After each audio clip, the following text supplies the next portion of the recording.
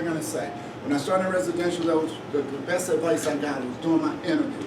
Your job is to make the kind of build the kind of relationships with these kids that they're going to do well because you're here. And then next level, you're going to build the kind of relationship that they're going to do well when you're not here, so they can tell you about it. The clinical director at this time, this was 1985. The clinical director at this time said, "Don't underestimate how we engage, excuse me, with our students, because you never know what you're going to say to a person that down the road may be the difference between life and death." And I've had adult former kids come back and say, "I was thinking about doing this, and I remember when you said that." And how many of you have experienced where somebody said, "I remember when you told me that"? Yeah.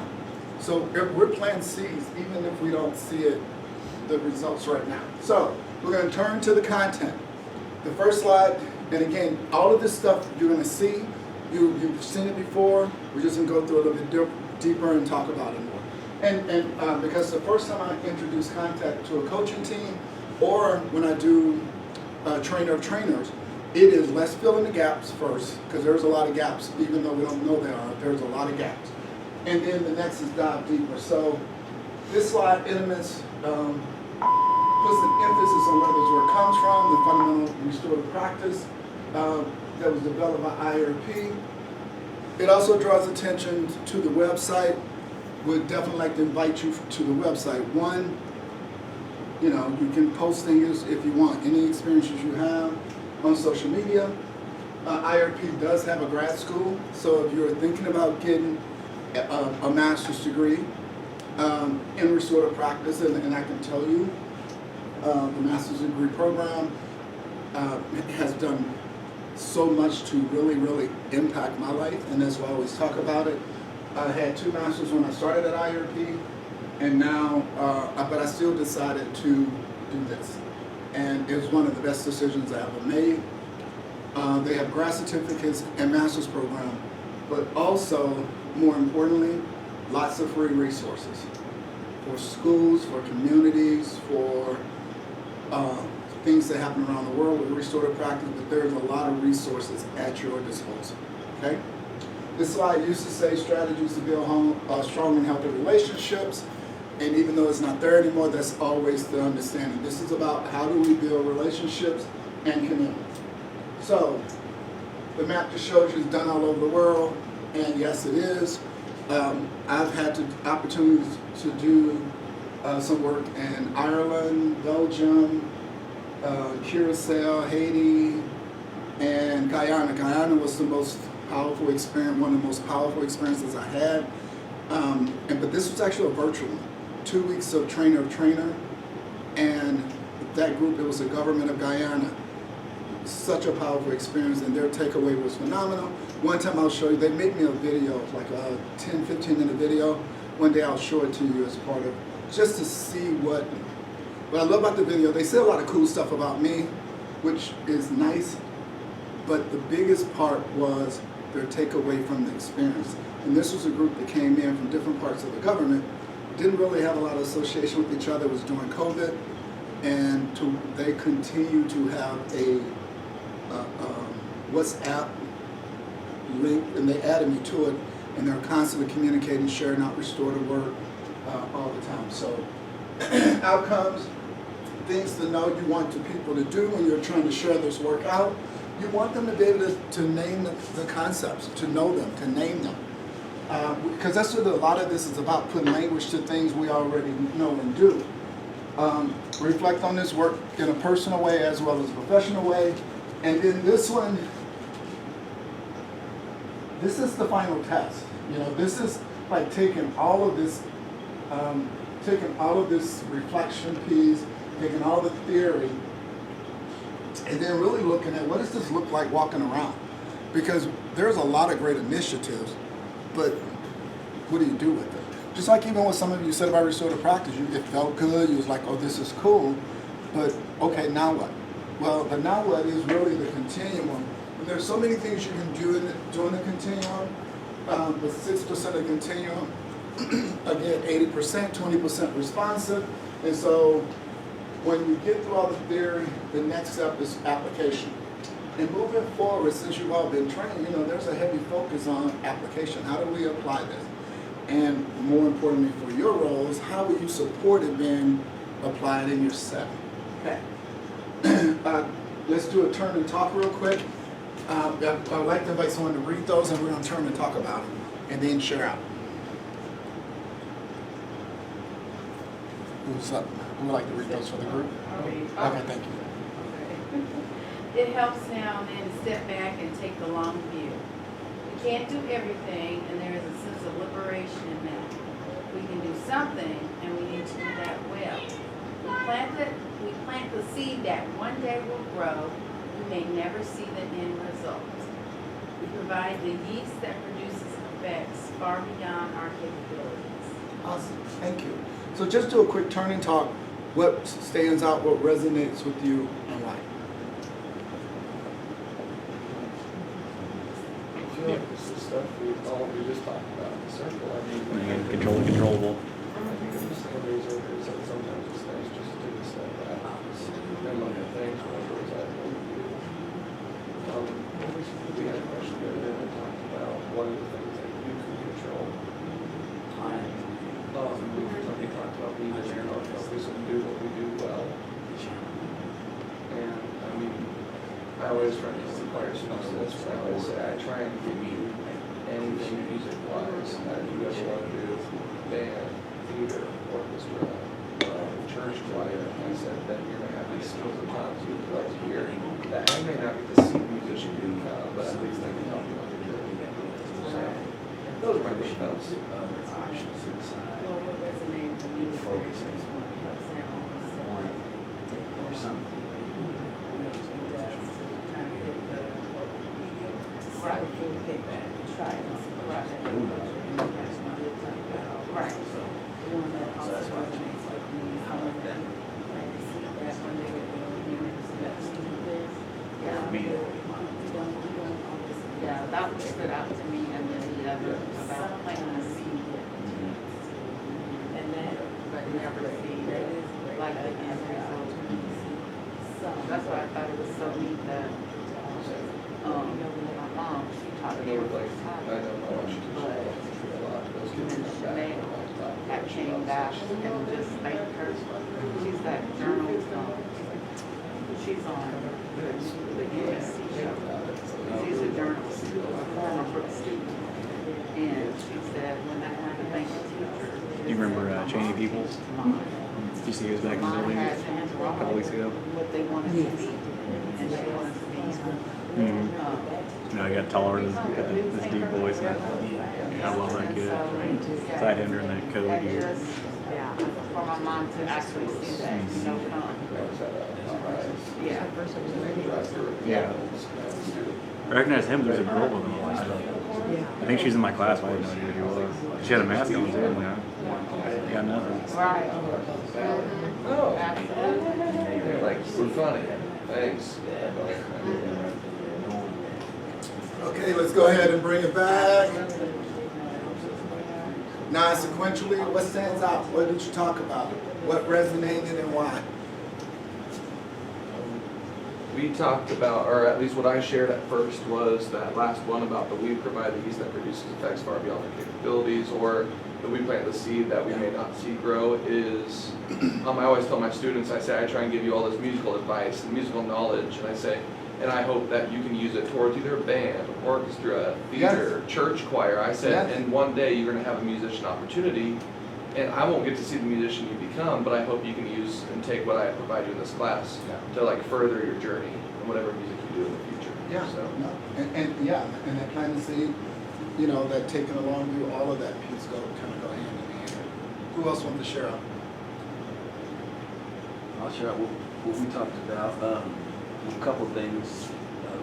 Ms. Knox mentioned how when we plant a seed one day, that one day will grow. We can never see the end result. She shared an experience where,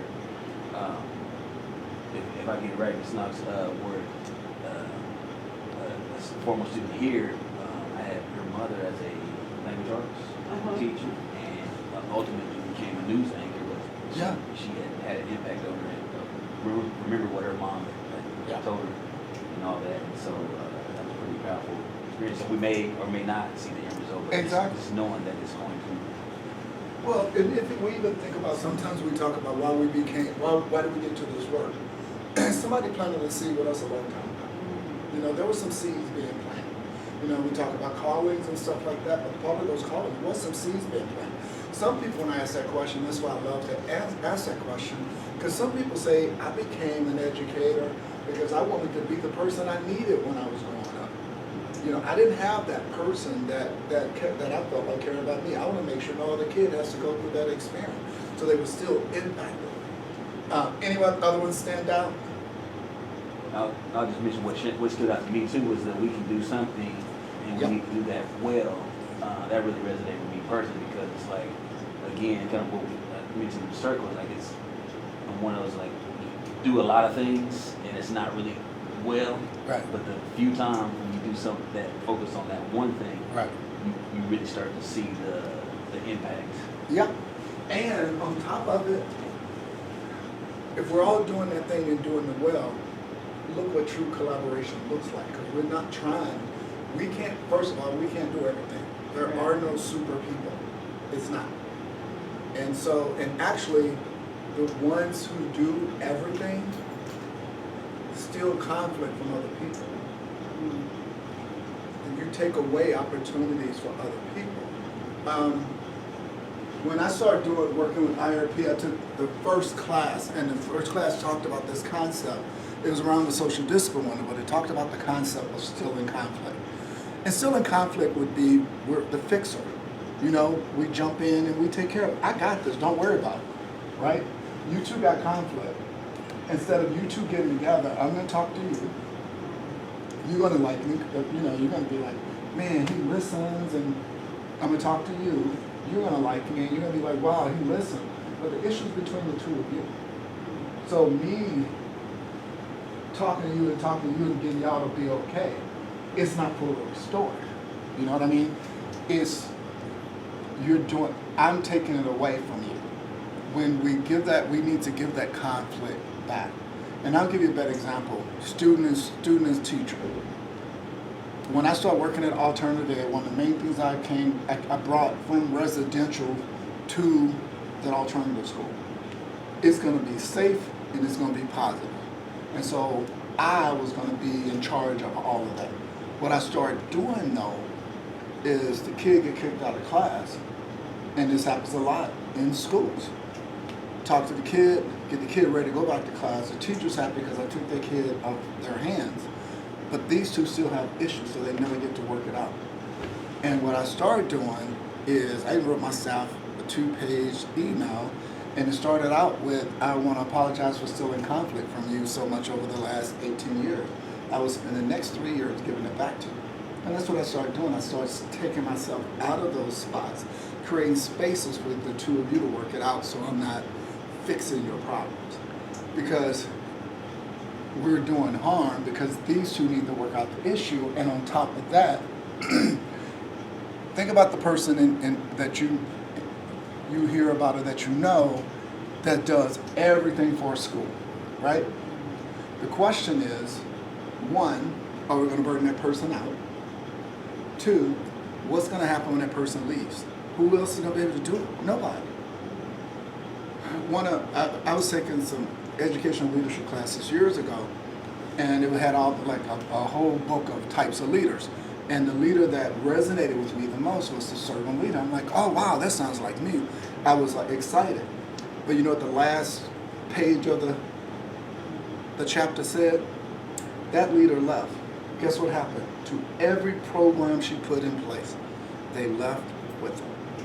She had done this, it was in a neighborhood, before school programs, after school program, all these support programs. I mean, I think she retired at like 80. But when she left, all of that, her life work went with her because it was just about her doing it, not about bringing it to the whole community. And that's why it's so important for that. So, okay. Now I'm gonna do an activity. 6 people is really not enough to do the activity, but I also want to show you this activity because when you think about it in your class, a circle that will not interfere with your schoolwork, with your academics. It actually will enhance it, okay? So I'll invite you all up and stand in a circle.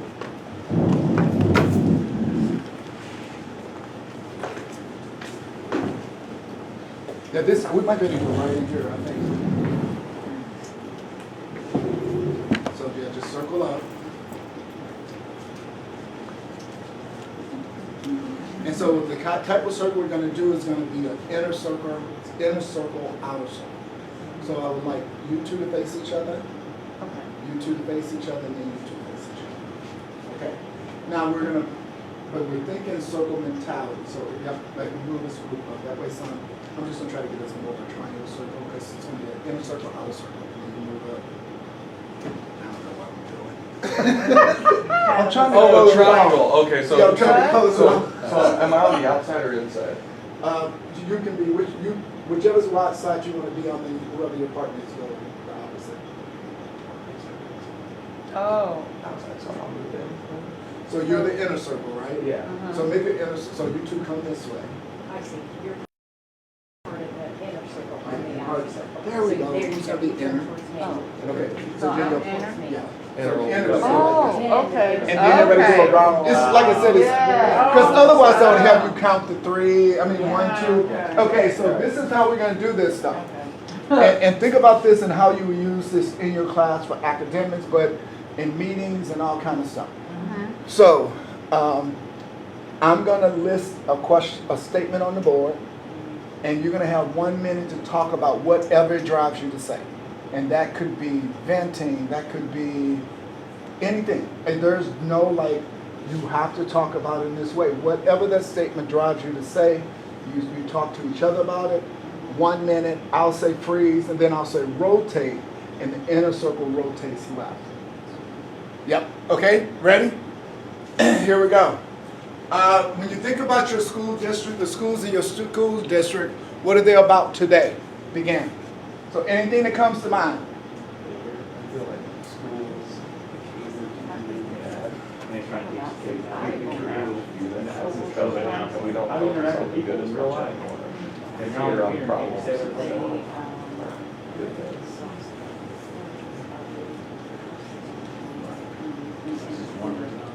Oh, at the end, yeah. Normal conversation. Facebook Messenger.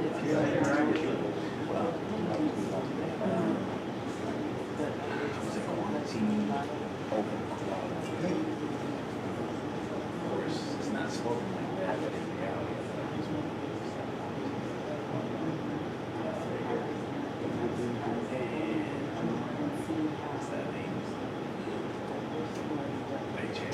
as far as, you know what I mean, like the price tag, that's the students, Yeah. you know, It's like we have to take a certain amount of students to get that. We have to have one school. We take that. We pay for that.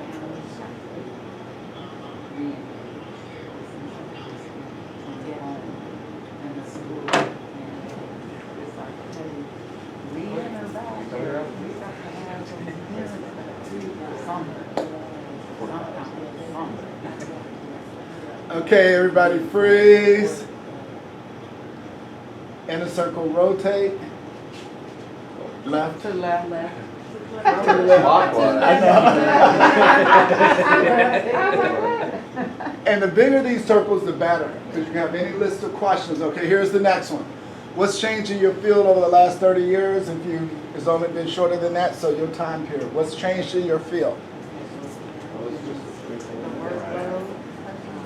I've barely been alive 30 years. Oh, well. 33. What is it? Motivation. I actually said we have to stay. I would say the biggest thing is probably technology. And then recently, since COVID, the biggest thing I've seen recently is just the kids not understanding how to interact with each other in appropriate ways. She actually teaches our children also say, helps out, where she's like, stress relational relationship. Oh, yeah. I remember a time when, like, autistic background, you know, they were saying that I did classrooms. construction class for the six. That was like the idea. So it was fresh. Yeah, she managed love and like Facebook was a big deal. Right. Right. We're going outside today. 13, and changed the name. Just the culture of what we still do. All those other school settings. 15 kids meet their needs. Right. Efficiently. Yeah, so I can only imagine it really this is walking, I'm sure even when he was 12 to 18 overnight. Different dynamics. I mean, just, I could be wrong, but so both my parents, Which they still do it after our job, but that technical piece, sharing With space, Especially with the systems that there is now too.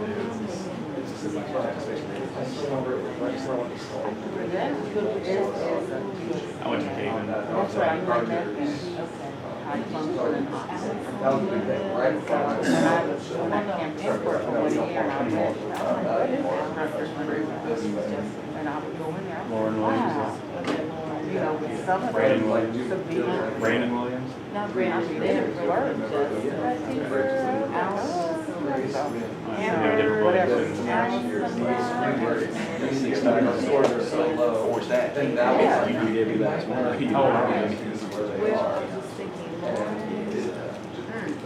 Okay, everybody freeze. Okay. Inner circle rotate. And here's the next one on the board. Our schools today, the most important public institutions. And if you believe that, why?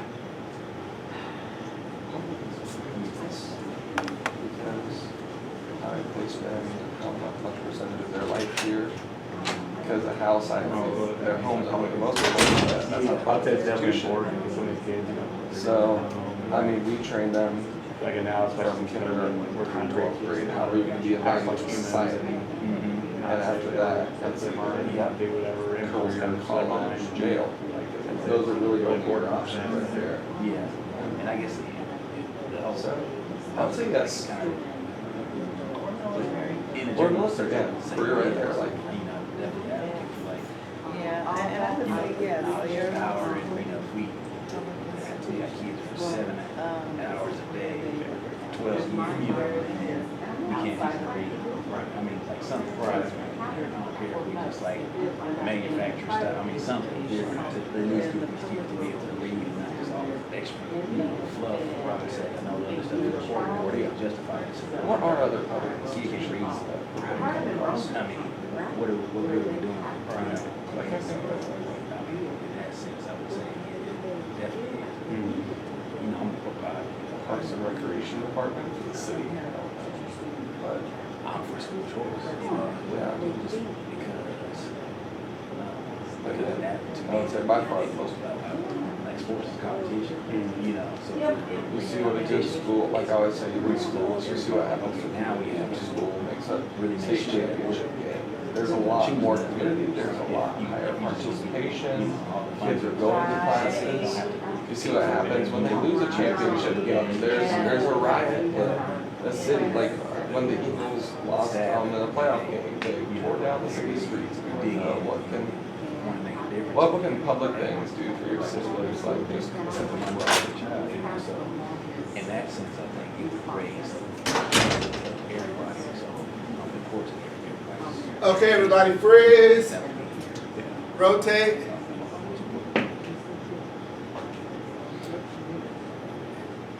And here's the next one on board. What are the challenges of working with your constituents? So when you think about some of the challenges you face working with students, parents, colleagues, bosses, community, what are some of the challenges?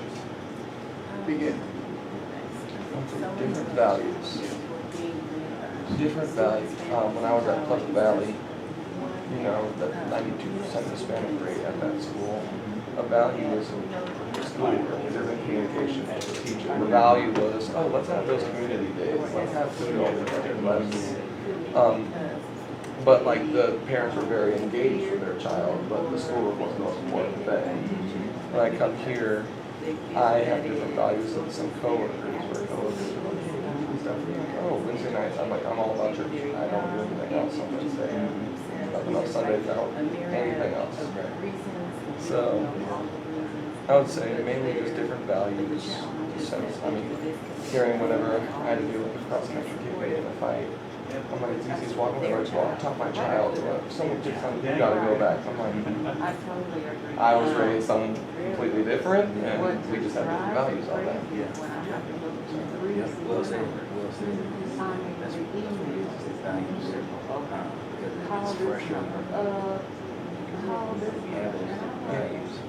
I'm working harder to try to When it get comes time for my support, just like can't one support the of our community troubles.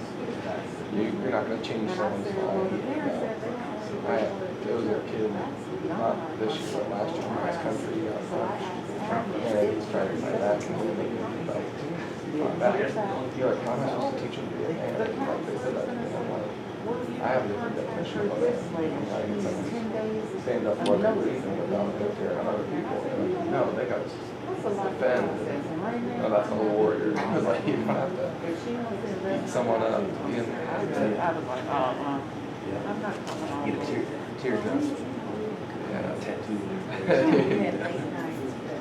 Yeah, I got you. I got somebody. Yeah. You don't have to put a sticker on your helmet every time you get a tackle.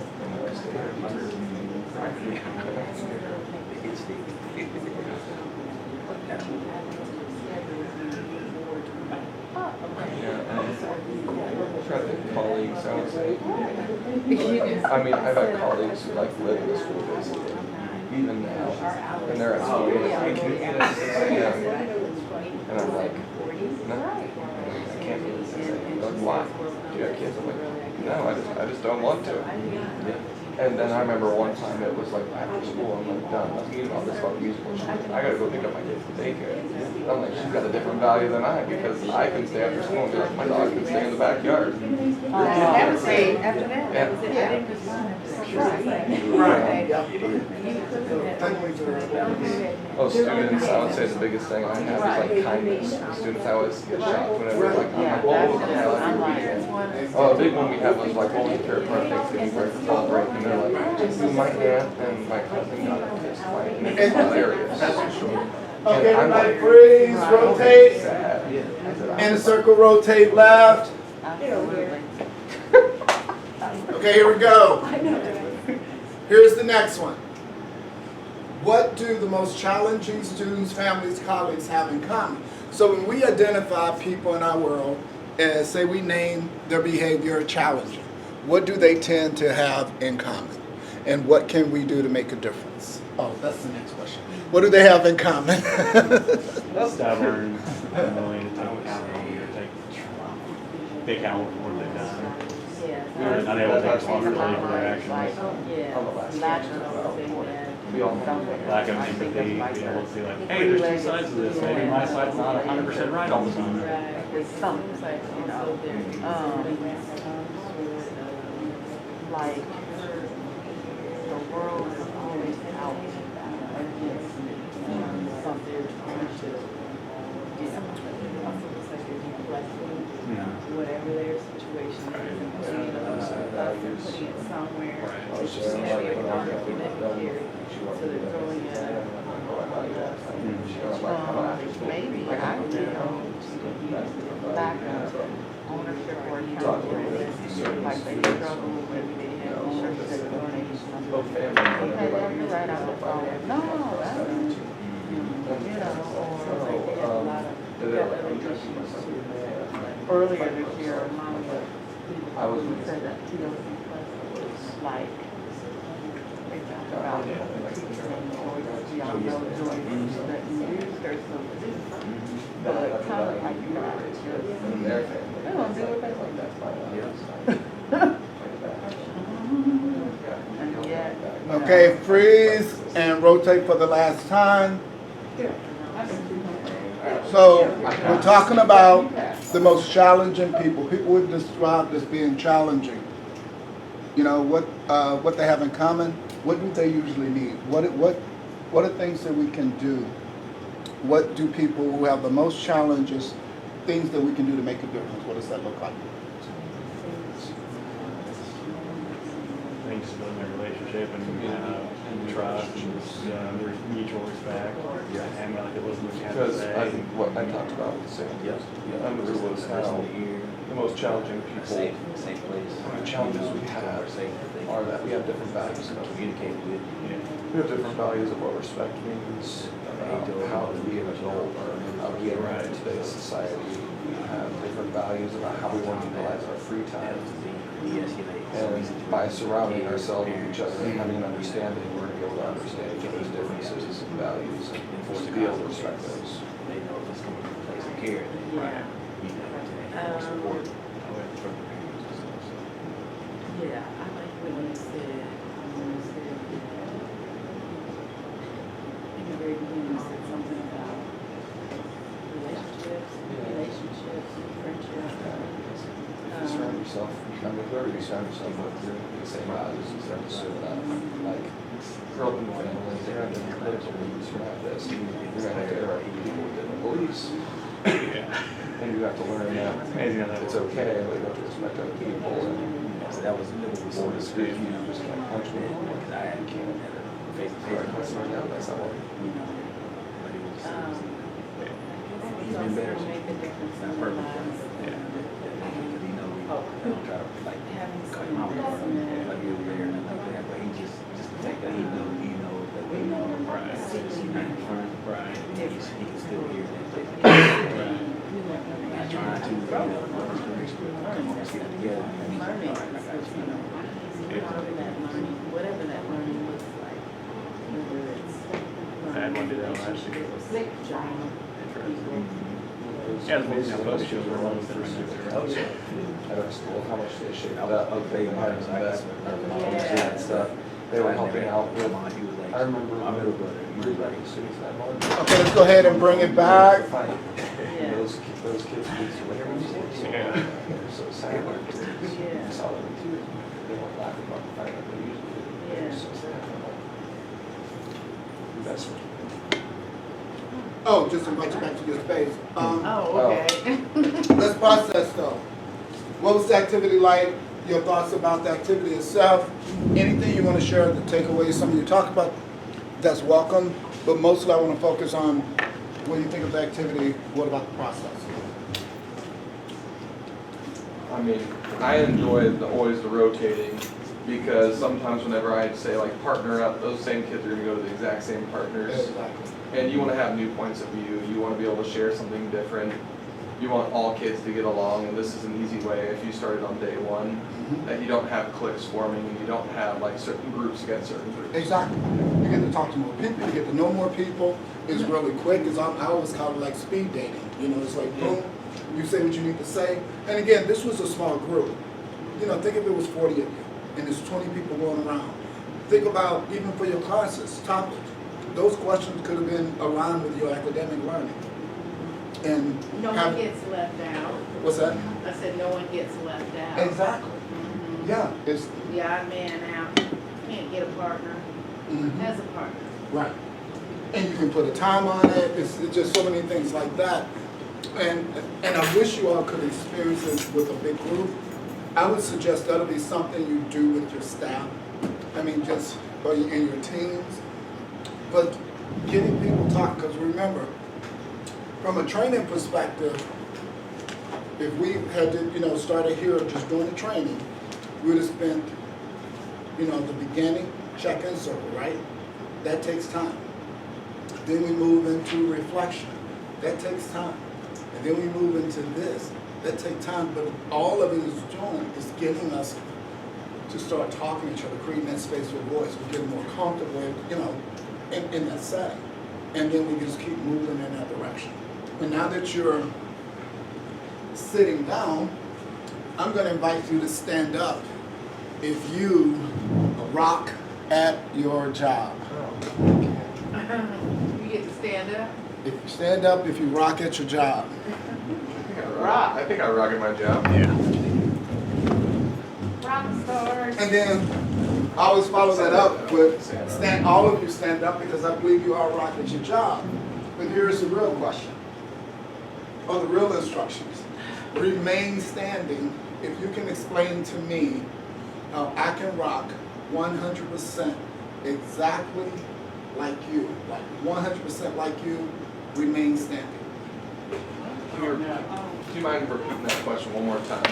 If you can explain to me, you can say to me, Kevin, you want to rock 100% like me, you need to do these things, and if you do those things, you will rock 100% like me. I can give advice, but not 100% of the time. Exactly. Oh, gosh. And that's why we talk about why do these practices need to be explicit? Because a lot of times, somebody asks us how we do something, it's kind of hard to explain to them. You know, like, as if people giving you compliment, like, I don't even know how you get to that kid. I don't know how you get that group to move like that. And it's hard to explain. It's because it's implicit. It's based on your experiences. It's based on your individual knowledge. It's based on your culture, your race, everything that makes you you. You know, that's what makes you rock. And that's why it comes from an explicit framework. And where we're trying to go to restorative practice, taking all of these implicit historical practices and making it into an explicit practice, because now it can be, we can duplicate it and it can become sustainable. It goes beyond individuals. Because I don't care how good we rock, we ain't there for the lifetime. We're gonna leave at some point, somehow we're not gonna be there. And if we don't have explicit practices, that framework, a lot of times the good things go with them. Like I even heard people in the room, well, when I was at this school, and that happens a lot of times. A building principal can leave and everything can change if those practices are not embedded in that system. That teacher who you put in all the tough kids in her classroom because she can handle them, she eventually gonna leave or get tired, you know, get burned out. And so that's why we wanna move from implicit to explicit. And that's what this journey is about. We've all been on a restorative journey in some capacity, but how do we do it explicitly? How do we do it as a team? And this group, getting in sync and collaborating and working together, can impact the larger group, which is why your district is doing all your schools, so it can really come to fruition. So, okay. Start getting into some content pieces, the hypothesis of restorative practices, and when you talk about the social discipline window, this is the social discipline window in paragraph form. The social discipline window is a diagram of this. People are happier, more willing to change behavior when those with authority and or influence does stuff with them, to them, for them, or being neglectful of them. So at the end of the day, when we work with people, we're gonna get a lot more out of them. When we're just doing stuff to them, you're gonna get compliance. Where you're doing stuff for them, you're gonna take care of them, but are they gonna be able to do it on their own? So, this is one of the 5 things I want you to definitely know. Can you go back for a second? Yeah. Please.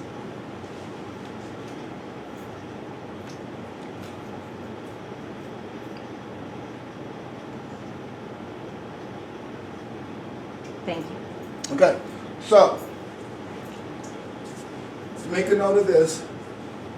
When we can unpack this, there's a lot of information about what restorative practice is about. So, this aim of restorative practice, this is why we do restorative practice, okay? We do it to build relationships so we can develop community. Why is that important? When we got community, conflicts and tensions are lower in the space, and when they come up, we got ways to manage their conflicts and tensions. No matter how restorative our places are, harm will happen, Because a lot of harm is frankly unintentional harm. It's unintentional harm. How many nice things have you tried to do that ended up insulting somebody? Yeah, because there's unintentional harm that happens all the time. We say the wrong thing, we act the wrong way. So when that harm happened, we repair that harm so we can restore the relationships and community we built. But a lot of people like to go to repair harm. We can repair harm even if we don't have a relationship and community. But we can't restore a community we never built. So the focus is on how do we build it. So if you want to lean into anything, what strategies, how can you intentionally build community within your space? That is a focus, because once you build it, you're going to notice tension and conflicts going down. When harm happens, you already got these strategies on how to repair that harm, and then you restore that community that you built. Estes, Florida said it best. There was a district level group I worked with there, and their comment was you can't repair a community you never built. So you got to build it first. To put this in data perspective, when I first got trained in restorative practices, I wanted to take it back to my school, and I did.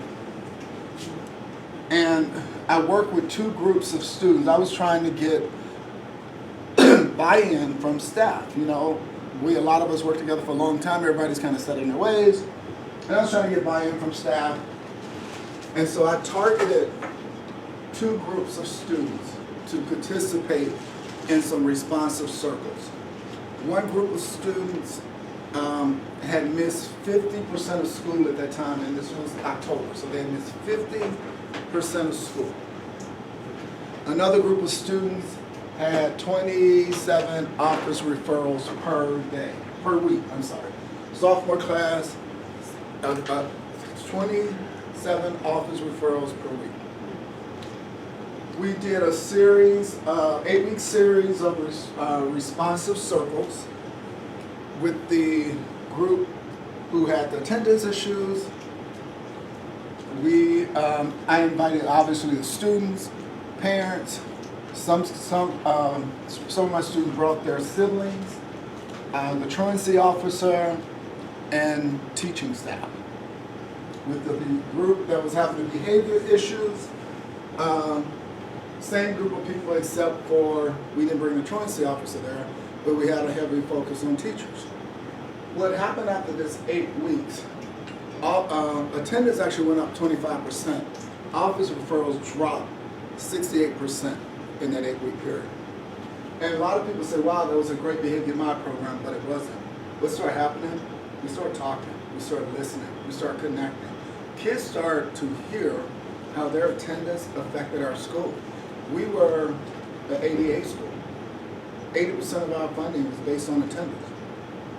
And we were losing money based on attendance. When students and families got to hear how their attendance could impact our school in a negative way, it made a difference.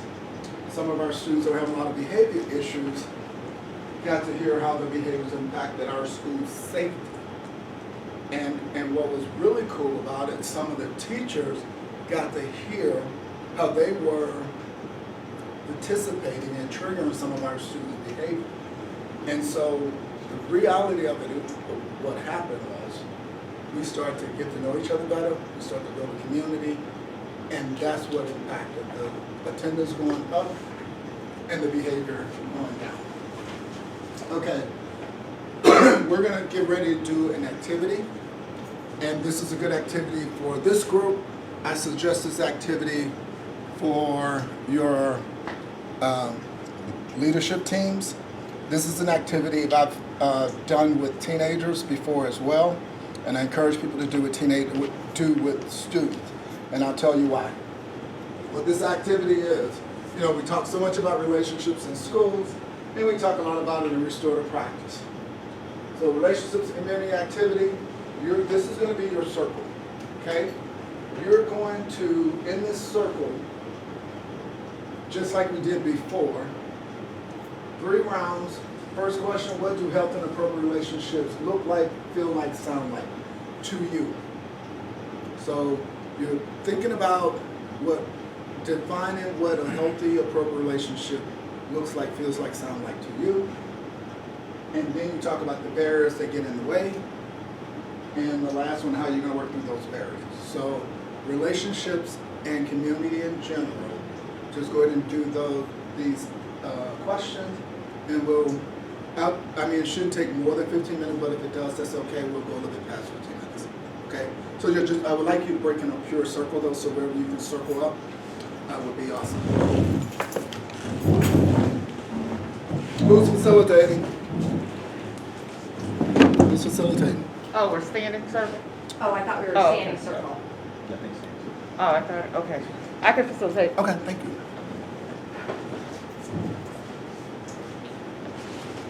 Okay, what do healthy and appropriate relationships look like, sound like, or feel like?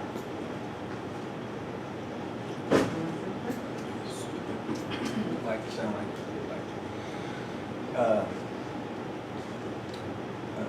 respectful. There's a sense of trust with the individuals involved, transparency, and goosebumps. Feels good.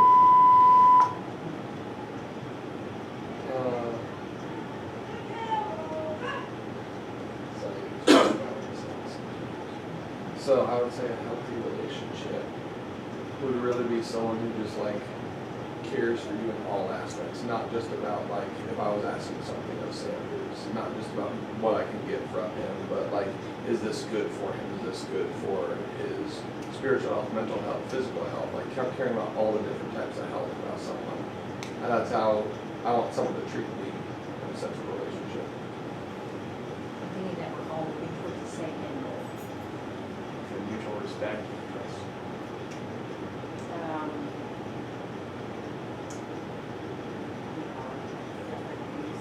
Mutual trust, and there's a certain level of vulnerability, not to the level of being stepped on, but where you can be authentically yourself.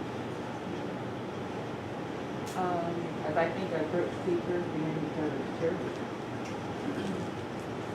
What barriers can get in the way of building relationships and community?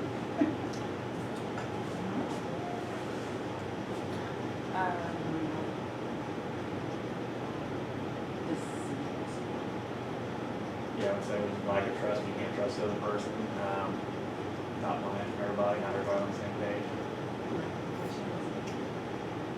Honesty, also, I really like to see, like not saying how you really feel, but expecting them to understand how you feel when you haven't told them.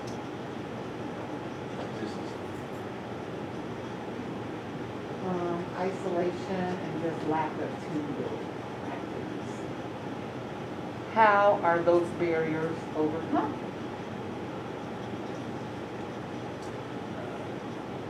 Reflection, be open and honest, be vulnerable to feelings, and sympathetic about the why. Judge the why of something that's happening or it's not happening, but give it the space to maybe be welcoming, so if they need to share something that you can possibly help them. I would agree with vulnerability when you guys have said that, because I forgot what I was talking about. One of my questions I gave to my students, I think it was, one of my questions was, over these like next 2 weeks of the end of the quarter, what's something that's weighing on you, what's something that's stressing you out? And we've had so many good questions that all my students are able to be vulnerable about that. Be like, this is really weighing on me, this is stressing me out, and I was able to share that with the students too, and they saw, oh, you have like 20 TRPs to do right now? Wow, that sounds really bad. And like them able to be able to understand and be vulnerable with each other. I also like the vulnerability, the honesty, and that we are here. just being open and telling people that.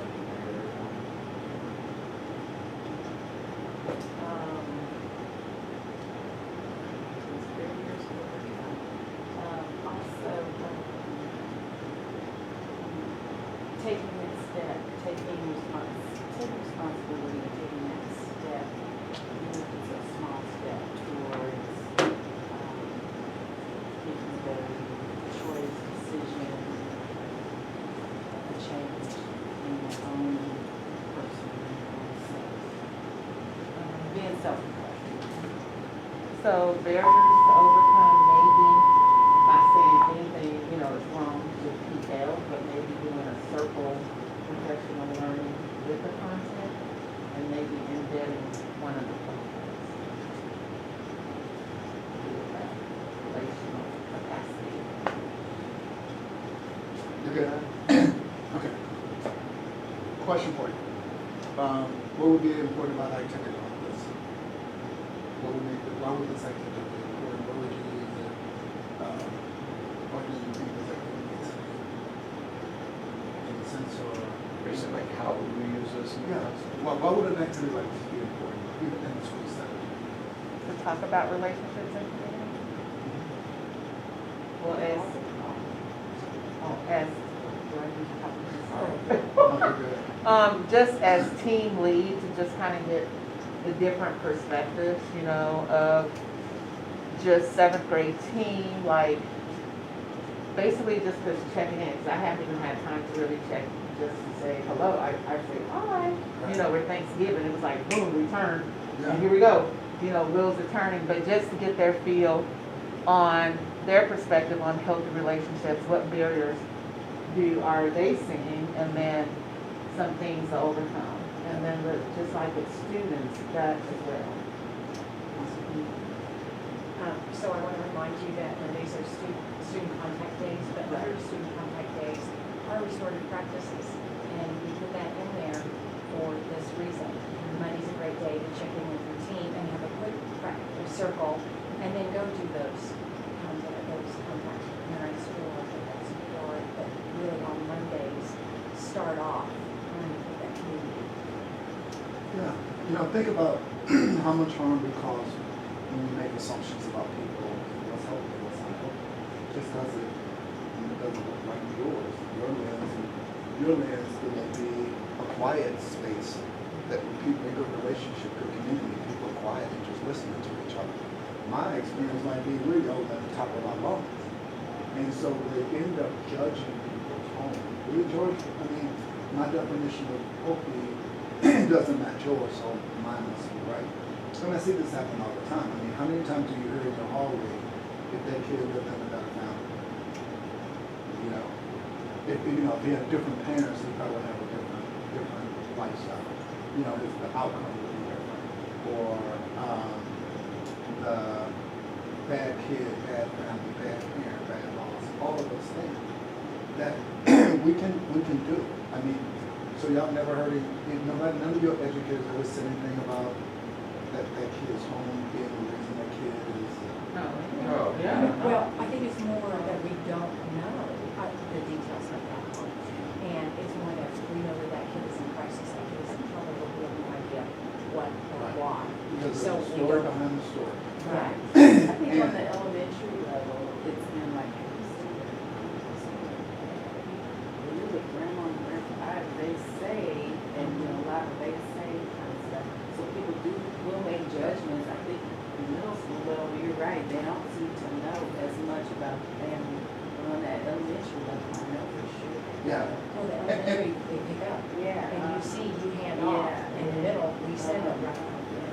You know, and I probably framed them wrong because it's what I'm saying is there's a lot of comments I've heard in social service, mental health, education about those families. You know, and we make judgments. Then I actually saw another quote 7 years ago, and it said, "Never make home wrong. Never make home wrong," because you introduce shame to that student. You're introducing shame to the family. When we think about some of our families who don't have money, don't have access, and what we can never get hold of them, their experiences with school has been shame. And so how do we invite them? And one of it is our mindset. we need to expand what we think healthy relationships and communities. Just because it doesn't, for example, I grew up in a housing project in St. Louis. You know when the only time I felt unsafe in East St. Louis is when I graduated and went back. Because I was exposed to different people. But East St. Louis was home for me, and I never felt unsafe. And so, but to have to go to college and play down that because of people knew about East St. Louis on a national level. That's when at the time, it was in the 70s and 80s, it was considered the most dangerous city in the country. So, but I had no, I played sports. Actually went to church on Sunday, played on softball team, and I never felt unsafe. Even though there was a lot of stuff going on around me, but it's a shame comes with that neighborhood. And that's kind of where this activity gets us to start thinking about it, talking about, and we can learn things about each other versus making those judgments. But I think they gave like 2 lies and a truth. Mm-hmm. Yeah, it's because it just points out we all got biases. We make assumptions about people. And so, we get a chance to talk about some of those things, learn about each other, and we can pass this stuff. So, okay. Yeah. So, As you were saying that, it brought, do I need to talk? Oh. It brought, which I appreciated, one of the counselors shared that our student was in crisis, and it gave me a different lens, and I was like, that's what I'm talking about. Thank you, and I just felt so sad, just the story, behind this student. And then, yes, I've heard it like the term ghetto or the hood or down there, and that's bringing shame, to that student's neighborhood. And I, even with colleagues, I was like, well, what do you mean by the ghetto? I'm like, do you know the historical meaning of ghetto? Right. Or what is the hood? Where's the hood? I'm like, we're all struggling. Right. I can be in the hood or whatever the frame tomorrow because of a storm, hurricane, climate change, all these things. We're experiencing this. So I have heard that, and like you said, people have biases, but the demographics around this neighborhood is changing. Right. And I don't think people realize, like, Ninth Road, it is not predominantly African American. It is white and Hispanic. And I even had to take a double take and say, wait a minute, the demographics are shifting. So yeah, we do have biases and we make those statements, not thinking about a student saying, well, why is that student saying that? And they do, and they come out and they exist. I mean, like my son, he was a Chicago police officer. I wanted my son home bad, and so when he has a son, he wanted to. And so when him and his girlfriend and the lady came home, I'm looking for places for them to stay. And I remember saying we were looking online. And his girl said, oh, this sounds nice. And right away, no, you don't want to live there. And she was like, why would I want to live there? And for me, and this was, I would like to say this was 15 years ago. This was freaking last August. It just came out. It's like, because I know Central Illinois, I know my area. I know where more action happens and more action don't. But from her lens, because she's Latina, she grew up in Chicago, and she was like, so are you saying poor neighborhoods are dangerous? Yeah. And I'm like, that's not what I meant to say, but that is what I was saying. And I had to check myself. I mean, had to do that reflection again. And that's what I mean by we do unintentional harm. We are human. I mean, I grew up in the projects. Even when I worked, when I go visit, when I was in Flint, the first place I would go was drive around and walk around the neighborhood. So it's not that. But that bias is there, it's always there. I mean, well, now there's no place safe. Right, exactly. No, I that's mean, true. Walmart, church, you can just, Yeah. I know that. where movies, you can lose your life It's any right. day. I mean, Everything sad. right now is so random. You're right. Mhm. So, okay. Last year, and I talked to her, I can't remember who were getting the store, I can't remember what place it was, but somehow we did. And so I asked the students, well, what is the hood? Somebody said something about the hood. And they said, well, the hood is where people live who shoot up and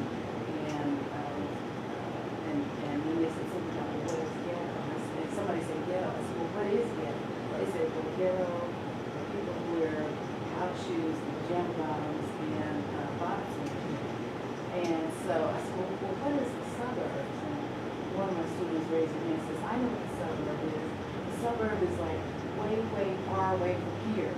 And I asked, well, are we in hood? This, he says, oh, no. So, anyway, it was funny as I listened to it. He said that the suburbs was far, far away from here, lives in Bel Air. He lives in Bel Air. So I was like, Well, you think about that. Think what we see. I mean, Yeah. think what TV brought us over the last year. Yeah, but the underlining is the red line. Exactly. Because people don't understand, this community right here is red line.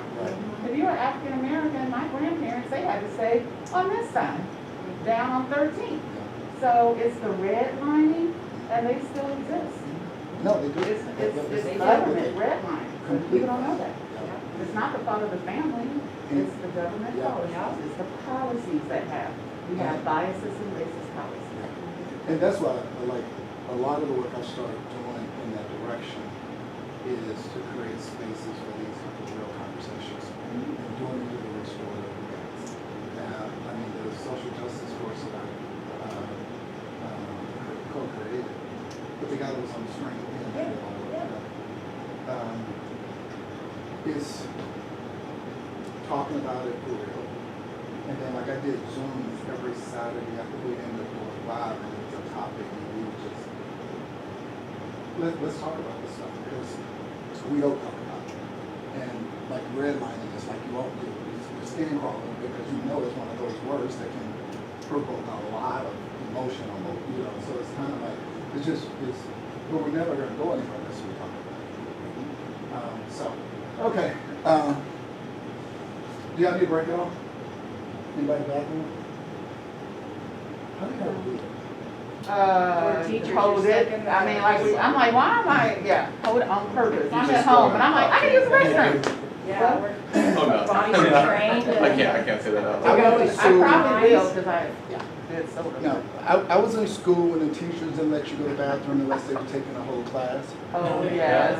Yeah, and so ever since that experience, I never, ever, I mean, if I'm thinking I may possibly an hour from now have to go to the bathroom, I will try. Because we never want to do the pee dance. Okay. Okay, so are we doing bathroom? I'm gonna take a quick one. Okay, yeah, we'll do a quick Okay. 10, 15 minutes. Okay. And then we're gonna go to the social distancing one and we'll be done for today. It's funny, did you play football or basketball? I play both. Okay. Yep. You remember in football, when have you been to rain delay before in the game? Yeah. And the rain delay, you know, you're in a rhythm. You get warmed up before the game, you start the game, you go to halftime, you come back. But that rain delay, He wipes it. you're done. Yep. And that's how I feel in some ways with the training. It's like my brain is gone because I start like, we're done. We just had a rain delay. Yeah, you know what, in this neighborhood has really changed, because the Wichita State being right there, there used to be a lot of people who live and work at the university. Yeah. My husband's parents lived here, when we got married, we lived up here, we lived close to the university. And when we first moved here, Pizza Hut would deliver day and night. Then they stopped delivering at night. And I called up one day and they said, you know, oh no, I'm sorry, we won't deliver. I said, what do you mean you won't deliver? You delivered like last week. And it says, oh no, we don't deliver past Grove Street or whatever, something like that. And I said, but this area right here, but a block away, because we used to live on 24th and Roosevelt, and then 2 blocks over was Bluff, and that's where my mother and father-in-law lived. And but they would deliver on Bluff, and it's all a part of the very same neighborhood. I mean, just less than a walk, a minute away. So I have so they stopped delivering at night, and we're part of the very same neighborhood. Then I had a friend of mine who became a super good friend of mine. She and her husband were military, and we met, and I invited her to come over, and she called me up, African American, called me up and says, oh, I'm sorry, my husband said I can't come over. I said, what? She says, well, McConnell Air Force Base says that they don't want their people coming over into this neighborhood. I said, Simone, I said, we don't live in the hood. I didn't think we lived in the hood. I said, we don't live in the hood. I said, the hood is close by, but we don't live in the hood. I said, you're welcome to drive by. And of course, after that, you know, whenever they went TDY or something, their kids stayed with us at our house. But she's right. This area is redline. But it's really been interesting in the last 30 years watching this neighborhood change, because it was pretty mixed. It was black and white, but now Latinos have moved in, and I mean, and I'm not saying it in a negative way. I'm just saying that the demographics have changed, are really changing. We still own my mother-in-law. My mother-in-law just passed, so I say we, the family. So my son lives in my mother-in-law's house on Bluff, and at one time, you know, it was just, I think maybe a sprinkling of white families that lived there and one Latino, and now it's like almost 40%. So it's amazing how quickly, you know, you can see the diversity and how it's changed. But even this school, I was shocked to see what the demographics look like at this school. My father was military, so I grew up in predominantly only. I'll run 205 so I can This was even a different feel. make it up there. Thank you. Not that I need any more of these. Like I go, like I said, a lot of schools, like One, yes, need, absolutely not. one surprise and one kind of disturbed me afterwards. Like when I went to Compton, it was nothing like what you think Compton is. Like, it reminded me of any other neighborhood. It really did. And that I was shocked since it was made out to be. But then I went to Oakland. There's a neighborhood I went in Oakland. And I went to the school, and like I said, I could go places. I mean, like I said, when I went to Carousel, I didn't know where I was staying. I ended up staying in the groups back at their room on the mattress. Like, whatever. So I end up in these places, but Oakland, this area where the school was, it was graffiti head to toe. Like, you know, there are places where you see graffiti, like, I am not lying. I'm talking about in every house, every building was covered in graffiti. And that was just like, how can that happen? I mean, you know, because you know people do it, but I'm talking when they cover that much territory, like that whole area I was in was covered with graffiti. And it just was I had a very uncomfortable feel to it, because usually it's like I said, Flint. It's Flint, Michigan, walking around Flint, Michigan. Although in Flint though, right downtown they got the college. Me trying to do those But it's walkthroughs like next right week. next door to college. Oh, like one time when I was there one time, somebody blew at me and I blew back, and I think he was gonna come out to me. I'm like, I'm good, bro. I'm okay with you. So we got everybody, right? Okay. So we're gonna talk about the social discipline window, and that'll be the last thing we do. We'll do a quicker checkout. So with the social discipline window, what's important about it is you've been trained on it. The things I like to talk about the social discipline window is how we navigate this window, okay? So we know about the boxes, right? 2 box, things we do to people. We talk about high control, we set limits, we provide discipline in response to things that are not okay. Then you go down to the 4 box, is high support. It includes encouragement and nurture. You go to the not box, you get nothing. You go to the with box, and the with box is high control and high support. Now, even though this looks linear, it's not that linear. And what I mean by that, we have to figure out how to navigate this. Remember, this is the restorative practice hypothesis. People are more willing to change when those with the authority does stuff with them as opposed to them, for them, or being neglectful of them. However, all four of these make up the social discipline window. So a lot of the work and the deeper learning comes around how do you make this make sense to you? How does it become something that flows? Because a lot of people get caught up in like, ooh, I gotta live in the with box. And you want to live in the with box. But remember, living in the with box includes doing stuff to people.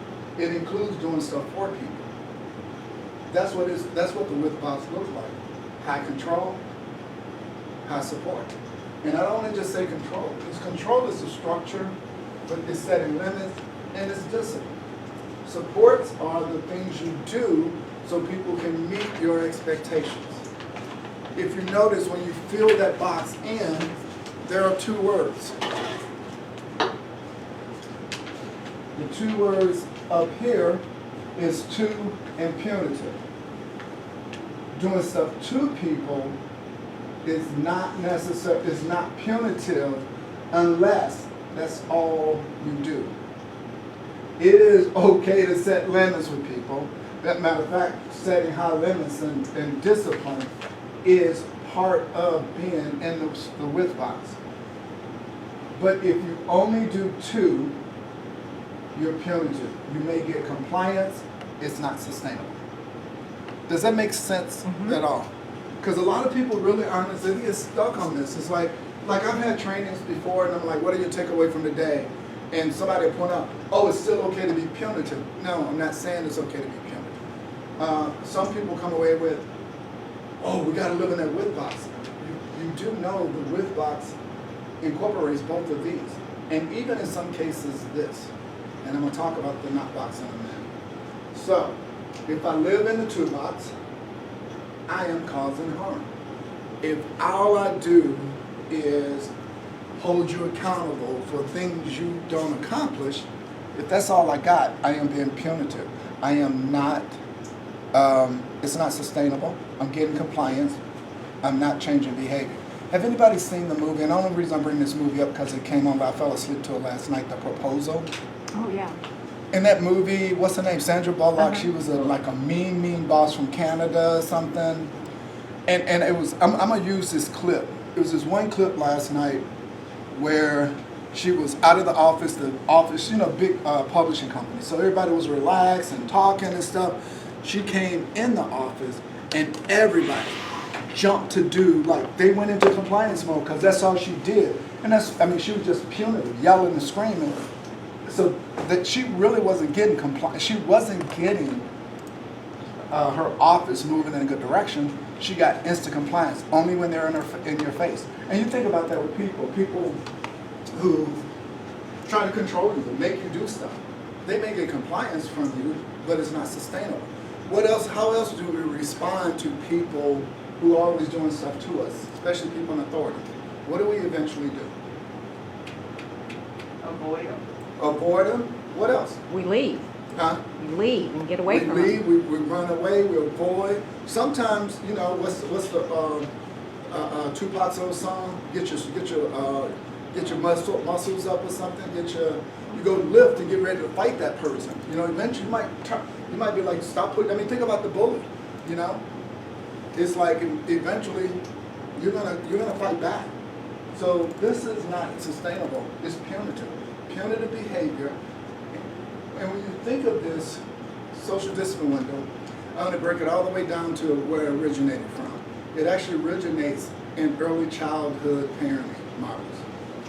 So now let's look at it through that lens. What do we know about parents who all they do is yell and scream at their kids, right? Their kids do the things that we talked about. What do we know about parents who do everything for their kids? Entitled. Can't do anything for themselves. What do we know about parents who do nothing for their kids? Most of them have a tough life.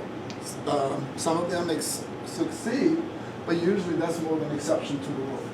So, we're going to walk around these four windows. We're trying to get here. How many of you have used the term or heard the term pick your battles? Pick your battles. Pick your battles. I'm going to use effective language with you and tell you what I've learned and I believe strongly is a better term, and that term is called time and place. Time and place. What's the difference between pick your battle and time and place? You're not leaving one off. Pick your battle, you're gonna pick and choose what you're going to do. Where time and place, you're saying, I'm not leaving one off, but there's a better time and place to address it. Bingo. Yeah. And it's more intentional. Because what happens if somebody's doing something you're not okay with? Relationship, work, co-worker, super, whatever. Somebody's doing something to you you're not okay with. And you never address it. What do you communicate? It's okay. It's okay. That's why it becomes a battle. That's why we see it all the time. It's, oh, I'm okay, and all of a sudden somebody snaps. Well, time and place means I'm going to address this. Right now may not be the right time. And I always like to use an example for this one. Because I have an example of same teacher that I bring up all the time. It was, I mean, doesn't even work there anymore, and I never use the teacher's name. But kid had been gone from school for a week. One of our juniors in high school missed school for a week. That following Monday, kid comes into school. He's late for school. He's also kind of noisy coming to the classroom. Kid comes in the classroom. Teacher says to the kid, I don't even know why you bother coming to school. You don't fail my class anyway. Yep. What do you think that student said? They were on the details. Yeah. It was something like F you, lots of B words and stuff like that, right? And then, of course, she said, get out of my class for cursing me out. And the kid gets up, starts heading to the door. F you anyway, I hate your class anyway. Then the teacher yells, now you can't come back because you cursed me out. And the kid is walking down the hallway, walking out the door, teacher stands in the door, kid's walking to my office and mumbles under their breath, one day somebody's going to smack the blank out of the blank. And what do you think that teacher yelled down the hallway? Now that kid needs to be suspended for threatening a teacher. So, let's back this all the way up to the beginning. Question. How should that teacher greet that kid at the door? I'm glad you're here. Glad you're here. Missed you. Come on. Let's get class. Yeah. Let me finish giving these guys instruction so you and I can spend some time getting you situated where you need to go. Yeah. Okay. So that's first thing. But again, we're human. We make mistakes. Have any of you ever said the wrong thing to a kid impulsively that, oops, gotta take that back? Yeah. So let's just say, you know, this kid relation with his teacher wasn't good. This kid, you know, has had issues in his teacher's classroom. So she got triggered, right? But still, there's still time to be like, that kid got up to leave. Leave it be. We can have this conversation later. We can have, even if it's a discipline conversation, in that regard, it would have been, I need to apologize for being disrespectful to your conversation, but she could have waited. But when the kid cursed her back out, she got in her shame, and she went up higher. The kid went higher, boom. So we go from a kid who's really, you know, the opening question is, what's the reason behind the kid not being here? We don't even know. So the first thing is check and make sure that kid's okay. You know? There's a reason the kid wasn't here. You don't know what happened. The kid had a death in the family. I mean, and some of my students, and again, when I say my student, I ran an alternative school, so we had a lot of students in and out for different reasons, you know? And so, didn't have enough information to do anything. But she kept going up higher, okay? And there's a way she could have did that differently. So, how I align that with the not box is this. And it's something I learned actually in nonviolent crisis intervention, I think it was 1988. And that's where the time and place piece comes from. And it's called intentional detachment. Now people who work with trauma, you've heard the term where you need to go to step back and go neutral, you know, like positive interaction or neutral interaction. That's what I utilize this box for. It's just intentional detachment, you know, stepping back so I don't make it worse. And the best way I can sum this up is if your actions will make things worse at that moment, you're better off at that moment doing nothing at all. And that's something I talk to law enforcement about a lot. Because think about how many traffic stops turn into hostile situations because a person says something rude or disrespectful to the police officer. And one of the police officers said it best for me a couple of years ago. He said, this is what I know as a law enforcement officer. I know if I pull you over, that's probably one of the worst days of your life. So you're already in a bad space. So the last thing I need to be doing is coming at you. Because the fact that my sirens went off, you know, I don't know about y'all, I see a policeman, my body start twitching anyway. I mean, it always has, you know, just, you can be doing the right thing or anything, but when you get pulled over, you know, so it's being able to step into this, and step into the not box for a reason. And where I'm going with all of this, you want to live here, right? But you always want to know when to be here, when to be here, and when to be here. How do you know you're being restorative? Answer 2 questions. Have I made my expectations clear?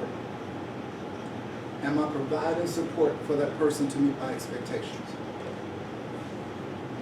Expectations communicated, what supports are needed to meet it? When you're doing both, you know that you're functioning out of the restorative mindset. Okay? So. Repeat that second one again. I'm Have sorry? I made my expectations clear? Yep.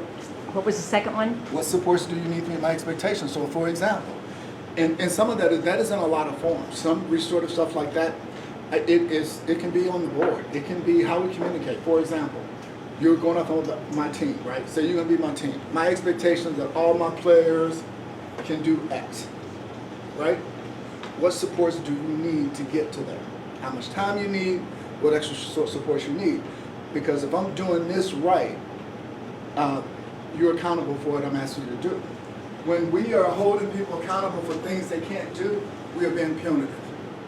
I ran a youth football team, and I couldn't tell you the number of times where parents would ask me, how much money would you charge for me to make my son faster? Yeah, I mean, seriously, I'm not lying. And I laughed, and I said, you can give me your money, but I can't make your son faster.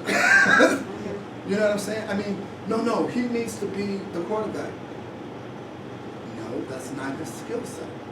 And so what I'm saying is, that parent is independent, that's in the toolbox. I'm gonna make you do it. It's like, you know, think of some things that you get frustrated with people who they haven't been able to achieve. Well, if the supports are there, and some people need different supports, and that's why we need to know the people that we're talking about. That's why taking the time and doing circles and relationship building, so we can know how much control I need versus how much support I need. Because on the flip side of that, if I'm doing stuff for people that they're capable of doing for themselves, I am being permissive. And think about that, marginalizing people. Or you can't do that. I'll do it for you. So it's knowing the person,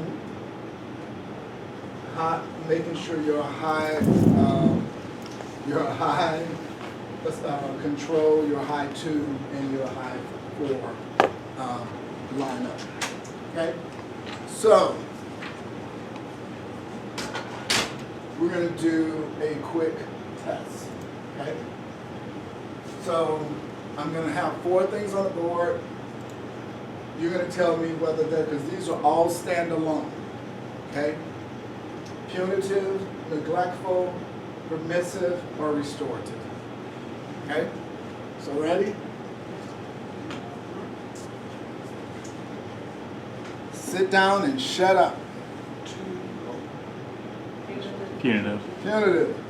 You only have to do it if you really don't have to do it if you want to. Permissive. I don't care what you do. Figure it out for yourself. I ain't got time for y'all. Neglect. I got a job to do. All y'all professionals. Y'all smudges. Get it done. You know? Ain't my problem. And then the last one, You're aware of my expectation. How can I support you reach? That's what restorative is. If I'm asking you to do something, I'm making sure either you can do it or you need supports to do it. Now, if I am a good leader, that's why I talk about leadership model, we make sure you have the supports to do what I'm asking you to do. What happens a lot of times, you take that to that other step. If I'm asking you to do something and not supporting you do it, I am being punitive. So if I'm your boss and I'm saying, do these 15 things by yourself, no support. Matter of fact, you don't have any time off to do it. So during the work day, before you leave the day, while you're taking care of all the students and doing all your job, you also need to fill out all these forms for me before you leave. That's punitive. Or, you know what? You're looking like, we just got back from Thanksgiving, you're probably really tired, all that run around you've done, you know, with your family and stuff like that. If you're not ready to come back, just stay home, let me know when you want to come back to work. That's permissive, right? Or, You said right. or a better one, you're late to work all the time, right? And I'm like, I have an idea. I'm going to rent you a limo to pick you up every day for work. Wow. Yeah. Should I have them food and drinks in it, or is that, you want anything like that? That'd be nice. Okay. And if you need to pick up anybody else, that's fine too. You know. Am I helping her get to work on time? Yeah. Absolutely. No. You ain't coming to work. I give you more distractions. You'll be like, well, people do stuff for you. It ain't like, you say thank you, show gratitude, but eventually, let's be real, it's like, well, why don't you add something else to that? That's why I was, when we talk about token economy system, why when people depend on them, because token economy system are meant to generate interest so you can start internalizing, but so many people lock in on them forever, and that's what I'm realizing there's a group home and residential. It's after a while, the tokens get old. You know, the thing that motivated me now, it ain't motivating me no more. Like we had girls, I run a group home, and there's one girl that been there 6 months, earned everything. And what she earned was 3 hours of supervised visits in the community, right? Her friends who were running away and partying on the weekends and come back on Sunday, think about who was getting the most privileges. Wow. Yeah. She'd get 3 hours for 6 weeks, 6 months of hard work. They step out on the weekend, get high, do drugs, do whatever, what they want, and show up on Sunday night and let them back in, you know? So, anyway, I'm gonna honestly stop there. We got 5 minutes, and not time to get into anything else. And like I said, sorry for the disjointed pieces. I enjoyed being with Dal.